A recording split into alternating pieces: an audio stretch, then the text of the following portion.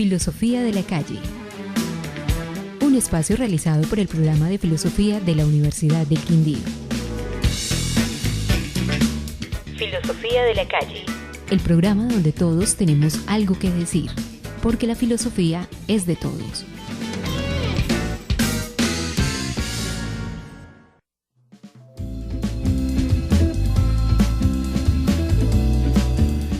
Buenos días, oyentes de la UFM, soy Jairo Cardona, profesor del programa de Filosofía de la Universidad del Quindío, y les doy la bienvenida a Filosofía de la Calle, el programa donde todos tienen algo que decir, porque la filosofía es de todos.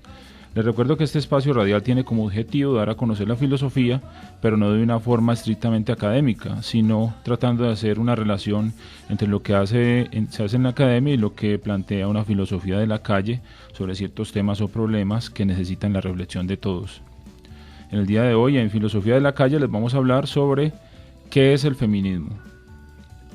El feminismo se refiere a los movimientos de liberación de la mujer que históricamente han ido adquiriendo diversas proyecciones. El feminismo defiende un cambio en las relaciones sociales que conduzca a la liberación de la mujer y también del varón, a través de eliminar las jerarquías y desigualdades entre géneros.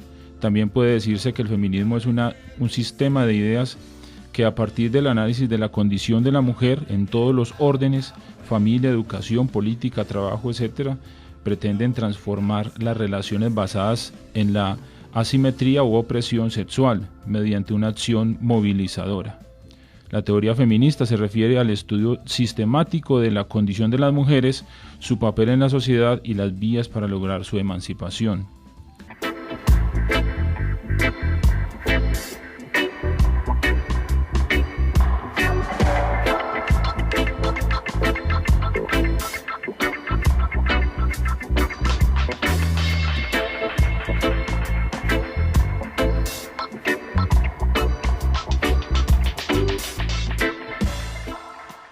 Tratemos entonces de ver qué significa feminismo. Se refiere a los movimientos de liberación de la mujer que históricamente han ido adquiriendo diversas proyecciones.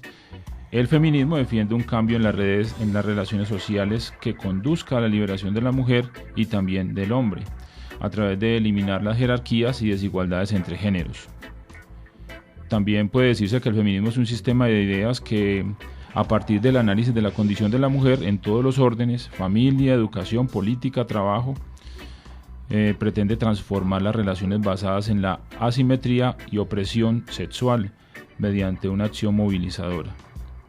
La teoría feminista se refiere al estudio sistemático de la condición de las mujeres, su papel en la sociedad y las vías para lograr su emancipación.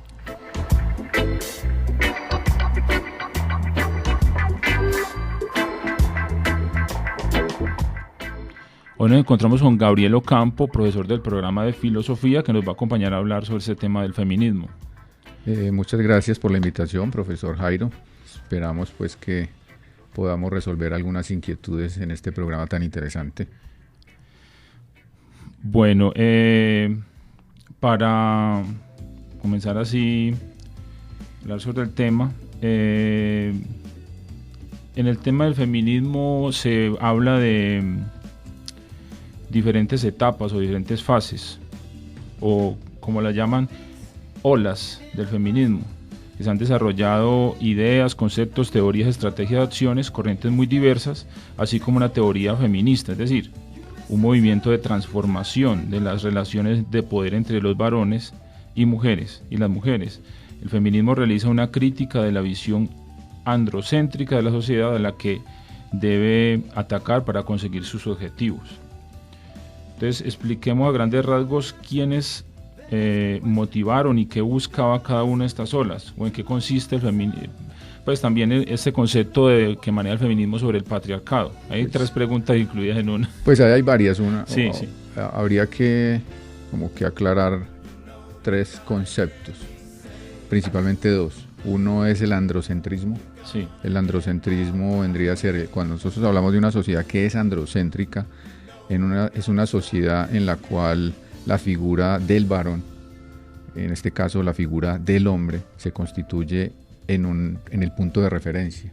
Cualquier consideración, cualquier conceptualización, cualquier universalización que se pretenda en relación con el resto de las personas y digamos con el resto de, bueno, aquí el término género es problemático, pero digamos con los diferentes sexos, tienen como punto de referencia las características del hombre. Entonces tenemos una sociedad androcéntrica que tiene como figura central el hombre como varón, no el hombre, porque aquí habría que aclarar muy bien que cuando la filosofía moderna se refiere a hombre con mayúscula y hay una pretensión de universalización y entonces todo el mundo dice, no, hombre incluye mujer también, no, cuando en la filosofía moderna ilustrada se habla de hombre, se habla de varón y la mujer queda por fuera. Entonces ahí estamos hablando de androcentrismo. La otra es la sociedad patriarcal o la familia patriarcal. La familia patriarcal es aquella idea de una familia donde está compuesta y está liderada por el hombre y el resto, en este caso vendría a ser el padre, y el resto quedaría subordinado al padre. En este caso, hijos, hijas y esposas y etcétera, etcétera, todos estarían subordinados a la legitimidad y al poder del padre. Entonces allí tenemos dos visiones que se extienden posteriormente a la sociedad, tanto a la sociedad en términos de relaciones y a la sociedad política como tal. Entonces, la sociedad política patriarcal implica que es el hombre el que participa de la cosa pública y la mujer queda supeditada supuestamente a un espacio privado, en este caso podríamos decir a la vida doméstica, y no tiene y toda la legislación está diseñada para que la mujer no tenga esa participación política. Entonces de allí nosotros podemos decir que el feminismo como tal no es bautizado sino hasta muy entrado el siglo XIX, pero ya hay toda una discusión incluso desde el medioevo, incluso desde el Renacimiento. Ya tenemos una cantidad de filósofos y filósofas que están escribiendo al respecto, pero es una literatura que paradójicamente es inaccesible. Es muy difícil encontrar este tipo de literatura. Pensemos en el caso 1405, estamos pensando de una filósofa que nace en Italia pero se forma en Francia, Christine de Pisan, que escribió un texto que se llama La ciudad de las damas, donde ella se pregunta por qué razón los hombres nos tratan tan mal. El texto es bien interesante, el texto se consigue en internet, este texto sale más o menos en los años 70, los años 80, es recuperado y es de muy fácil adquisición, pero ya para el siglo XVIII, ya tenemos siglo XVII, un filósofo francés que se llama François Poulat de la Barre, escribió un texto que se llama La igualdad de los sexos. Y ahí comenzamos con una primera ola que va desde el siglo XVII hasta casi el siglo XIX con las sufragistas en Inglaterra. Y posteriormente, pues obviamente el programa es muy corto, y posteriormente ya estamos hablando de un segundo movimiento, estamos hablando entre guerras, Primera y Segunda Guerra Mundial, una filósofa francesa que se llama Simone de Beauvoir. Ella escribió un texto que se llama Segundo Sexo, que ya le da un nuevo impulso porque a partir de las guerras, Primera y Segunda Guerra Mundial, el tema del feminismo cae como en el olvido porque los problemas son otros. Y ya más o menos para los años 60, los años 70, ya comienza una tercera ola con una serie de textos como La mística de la feminidad de Kate Friedan, una filósofa norteamericana, y ya más o menos para los años 70 ya es muy difícil hablar de feminismo, sino que ya hay que hablar de múltiples formas de feminismo. Es decir, hoy en día no podríamos decir filosofía feminista, sino filosofías feministas. Son muchísimas, porque estamos hablando de una cantidad de reivindicaciones que una sociedad patriarcal y androcéntrica, al naturalizarlas, las mismas mujeres ni siquiera se dan cuenta de que están siendo sometidas.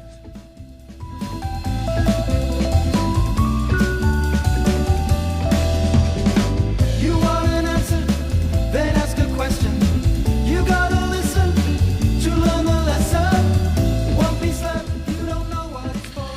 Profesor Gabriel, y el feminismo es definido como la ideología que defiende que las mujeres deben tener los mismos derechos que los hombres.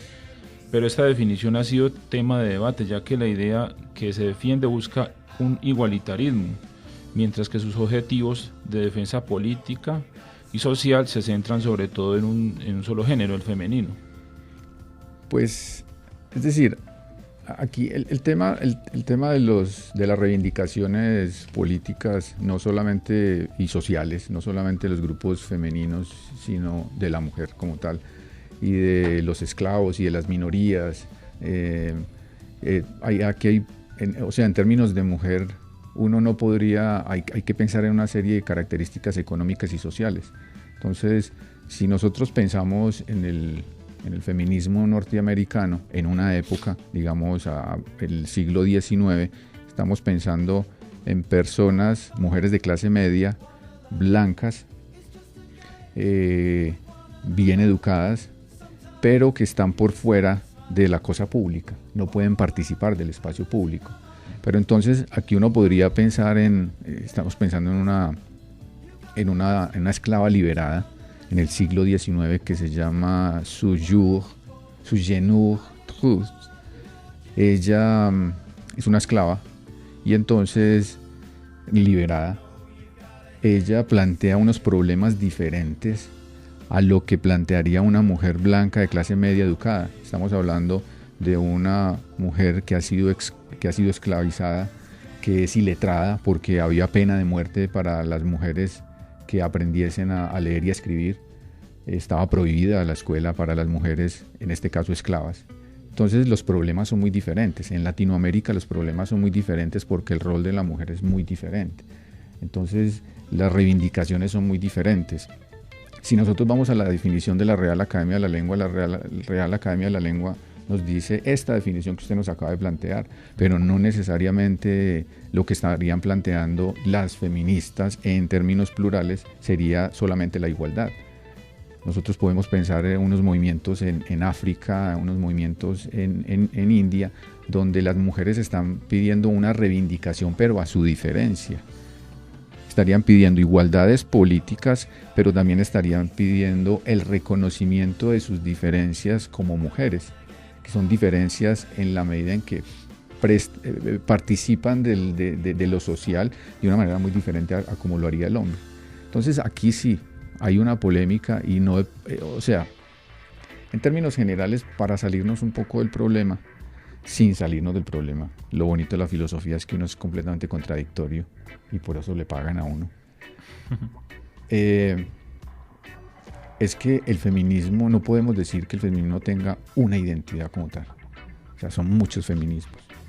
Entonces estamos hablando feminismo institucional, esa es una categoría. Feminismo cultural, esa es otra categoría.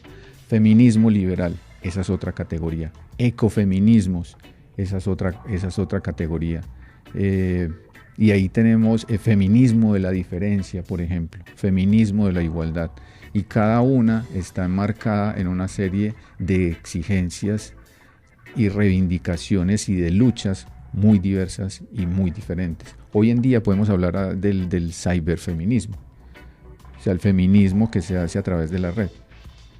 O sea, son muchas formas, no hay una identidad. Creo que lo único que podía quedar claro es que con el feminismo es muy difícil una definición clara y concisa y única.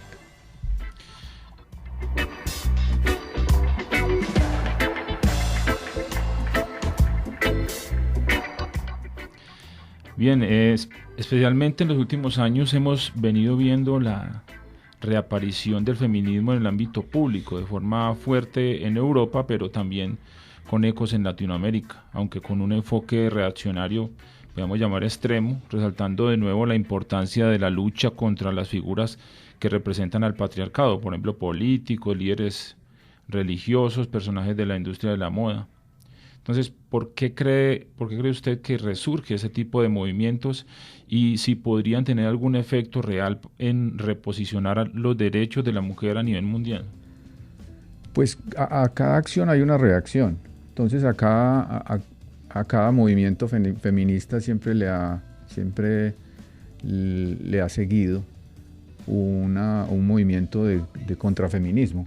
Entonces podríamos decir que estamos pues como en esa relación entre unos movimientos por las reivindicaciones y otros movimientos que se niegan a reivindicar.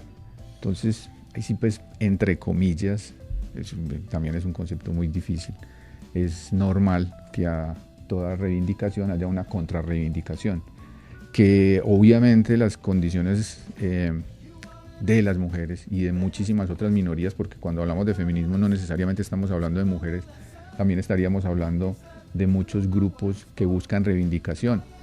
En este caso pensemos en los movimientos LGTBI, que están aquí y estarían considerados bajo este paraguas de feministas, pero no necesariamente feministas, donde tienen sus luchas particulares. Hay un tipo de feminismo radical que es norteamericano, que plantea unas exigencias plantea una serie de reivindicaciones y de luchas por las mujeres lesbianas.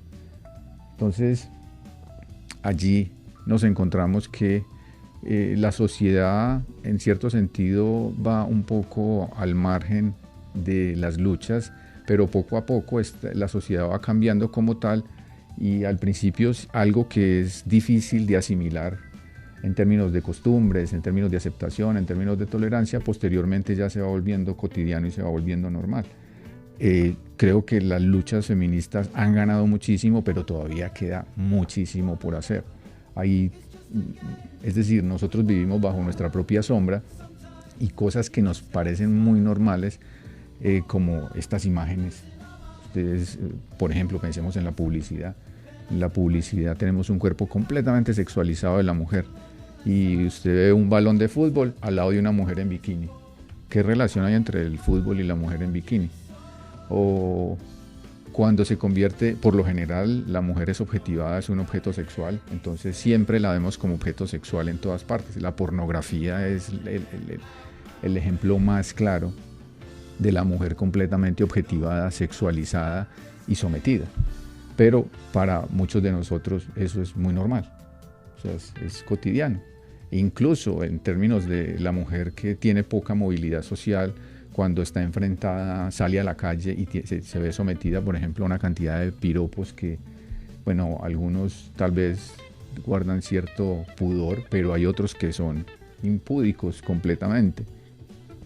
Ahí estamos viendo una cantidad de lo que llamaríamos micromachismos, de los cuales hasta ellas mismas ni siquiera se dan cuenta que son micromachismos, porque estamos en una sociedad que todavía estamos hablando de Latinoamérica, todavía tiene un rasgo androcéntrico, patriarcal muy grande, y que para tanto mujeres y hombres es muy natural. Y entonces eso se convierte, además el cuerpo de la mujer está completamente transido y atravesado por la política. Es decir, es un problema político. El tema del aborto. Se supone el cuerpo le pertenece a quién. ¿Le pertenece al Estado? ¿Le pertenece a la familia? ¿O le pertenece a ella? Entonces, ¿quién decide abortar? Entonces, el tema es muy complicado. Hay muchísimas luchas que seguir dando. Y hay muchísimas reivindicaciones que todavía faltan por lograrse.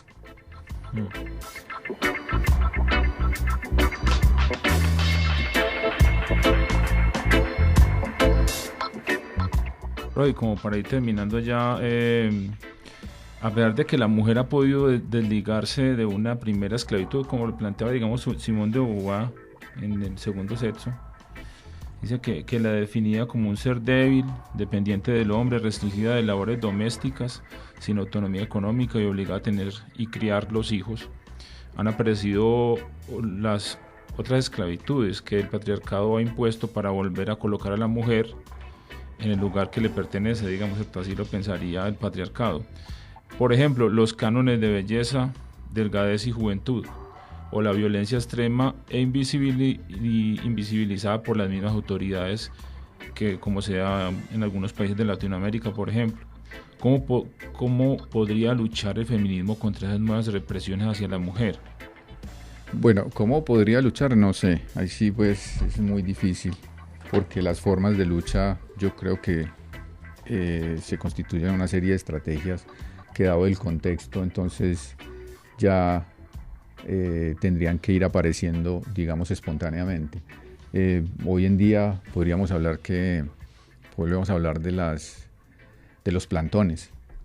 Los plantones podría ser una. La otra, toda esta lucha que se hace a través de las redes sociales, son otras formas de lucha. Es decir, las formas de lucha han sido muy diversas, incluso las sufragistas, una de ellas para llamar la atención del rey Jorge, no sé cuál, Jorge V, IV, el rey de Inglaterra en aquella época, para tratar de llamar la atención. Ella, en una carrera de caballos, ella se lanza a la pista y es arrollada, y es considerada una de las primeras mártires del feminismo. Sin embargo, a pesar de que eso fue un eco en Europa, la muerte, incluso en los Estados Unidos, eso fue a finales del siglo XIX, no, eso fue a principios del siglo XX, sin embargo no se logró nada. Entonces allí encontramos muchísimas formas de lucha que se tienen que ir contextualizando en la medida en que la sociedad va cambiando y va considerando ciertas cosas como apropiadas e inapropiadas. Las luchas, sí, claro, nosotros nos encontramos que la cosificación de la mujer, aquí cambiando un poco, yendo a la primera parte de su comentario, la cosificación de la mujer sigue ahí constante. Entonces, si bien la mujer ha logrado su inserción en el espacio público y en el espacio laboral, eso a expensas de tener un doble juego y un doble rol, tanto como trabajadora, tanto como académica, podríamos decir, pero sin abandonar los roles de madre y esposa. Entonces, podríamos decir que la mujer está sobrecargada, tanto en un espacio y en el otro, porque me parece que todavía hay unas prácticas muy cotidianas en que el hombre llega a su casa, digamos que las cosas han cambiado, no podemos generalizar, pero podríamos decir que nuestra sociedad cotidianamente encontramos el hombre que va y trabaja y que llega a la casa y que prende el televisor, y entonces la mujer está también trabajando y llega al servicio a cocinar, a cuidar los hijos, y etcétera, etcétera. Entonces juega un doble papel, porque además de estar supeditada al espacio doméstico, también trabaja y participa de las finanzas del hogar. Entonces allí nos podríamos encontrar, y creo que es un texto muy bonito, es polémico, es de fácil lectura, la mística de la feminidad de Kate Friedan, una norteamericana, donde precisamente plantea este problema, es decir, mujeres que ya son educadas, mujeres que han alcanzado un alto nivel de escolaridad, mujeres que tienen una inserción en el espacio laboral y político, y tienen esta doble militancia entre comillas, espacio público y espacio privado. Es decir, con respecto a esa misma pregunta, ¿usted cree que ese problema, digamos, de represión contra la mujer o digamos este tema de ejercer un poder sobre la mujer, tiene que ver también con la identidad del hombre? Digamos que habría que reformular la manera en que el mismo hombre comprende qué es ser hombre, digamos, ¿cierto? Parte de ser hombre es poder dominar a la mujer, en cierta manera se entiende así. Sí, pero el asunto es que, es decir, eso es una convención, eso es convencional, o eso lo podríamos decir entre comillas es por naturaleza. Yo creo que podríamos decir, las feministas plantean, y ya desde hace muchísimo tiempo plantean que eso es convencional, es decir, que la manera como se relacionan, cómo se estatuyen o cómo se establecen relaciones en la sociedad, eso es convencional y que pueden cambiar y que son maleables, que son muy plásticas y que se puede ir conformando. Lo que pasa es que la sociedad patriarcal tiene todo un discurso, entre comillas, ontológico, que dice eso es natural y las cosas son así. Entonces plantea que la fuerza constituye derecho, es decir, si yo soy más fuerte, entonces yo tengo derecho sobre usted. Esas son cosas muy diferentes. Pero digamos, desde la misma educación yo creo que podría pensarse un hombre comprometido, digamos, en el feminismo. Sí, pero es que la propia educación sigue siendo patriarcal. No más piensa en los colores. Sí. Piensa en los colores. ¿Cuáles son los colores de las niñas? Rosa. Rosado. ¿Cuáles son los colores del niño? Azul. O sea, ya hay una división allí desde la misma educación que va generando otra serie de divisiones, porque se supone que la niña es más, se supone que debería ser esto y lo otro, y el hombre sería el que protege, sería el proveedor, y etcétera, etcétera, y la mujer es la protegida, es la pasiva, etcétera, pero eso son construcciones sociales. Sí. Aquí podríamos citar a Simone de Beauvoir. Nosotros pues en la filosofía nos encanta citar. Simone de Beauvoir dice en El segundo sexo, que es el libro de ella, pues es un libro fundamental del feminismo de la segunda ola. La mujer no nace, la mujer la hace. O sea, la hace la sociedad. Entonces, en este caso, esa concepción también de hombre es una concepción que tendría uno que, dentro de todas estas luchas, tendría que cambiar, y creo que está cambiando. La cosa va lenta, pero creo que tendría que cambiar. Bueno, muchas gracias, profesor, por habernos acompañado hoy para hablar de este tema de feminismo, y esperamos en una otra ocasión pues sigamos hablando de esto, que pues no nos alcanza el tiempo, pero hay mucho más tela para cortar. Bueno, pues ha sido un placer haberlos acompañado, y pues esperemos que dentro de todo lo que hemos dicho, que ha sido muy disperso, pues algo haya quedado. Bueno, si desean información sobre los eventos del programa de filosofía, pueden llamar al teléfono 735-9341 o pueden visitarnos en nuestra página de Facebook y en nuestro canal de YouTube. Ambos se encuentran como Programa de Filosofía Universidad del Quindío. El próximo 27 de octubre se realizará el foro Conflicto y Cultura en el Colegio CAS de Armenia, en colaboración con la alcaldía y participación de los estudiantes de los grados 10º y 11º. Bueno, eso es todo por hoy, y esperamos que les haya gustado el programa y que nos sigan acompañando todos los miércoles a las 8:30 de la mañana.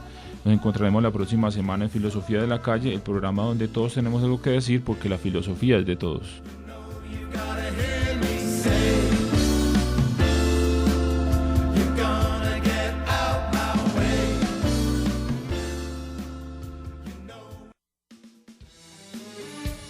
Filosofía de la Calle. Un espacio realizado por el Programa de Filosofía de la Universidad del Quindío. Filosofía de la Calle. El programa donde todos tenemos algo que decir, porque la filosofía es de todos.